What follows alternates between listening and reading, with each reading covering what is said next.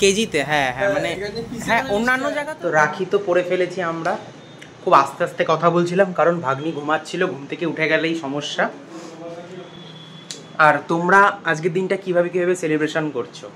মানে কম বেশি সব কিছুই করছো, জানি যে কাণ্ডটার জন্য সব কিছুই এবার কেমন একটু অন্যরকম, তবুও নিশ্চয়ই সবাই কম বেশির মধ্যে করছো সব কিছুই। তোমরা কোথায় কোথায় যাও? আমি তো হরিণঘাটা থেকে এখানে দিদির বাড়ি চলে এসেছি রাখির জন্য। কি বলবি বল। বেঙ্গলি তো রিচুয়াল কি আছে, ধান দুব্ব, তাই তো? এখানে যদি আমরা তো ঘুরতে যাবো আজকে, ঘুরতে গেলে দেখাবো এখানে মাটি কিনতে হয়, সুতরাং আমার বাড়িতে ধান দুব্ব পাওয়ার কোনো জায়গাই নেই। এখানে কোনো গাছপালাই নেই, শুধু রাস্তা রাস্তা, ট্রাক ট্রাক আর বাড়ি। গাছপালা নেই এরকম না, গাছপালা আছে কিন্তু মাটি কিনে গাছ বসাতে হয়।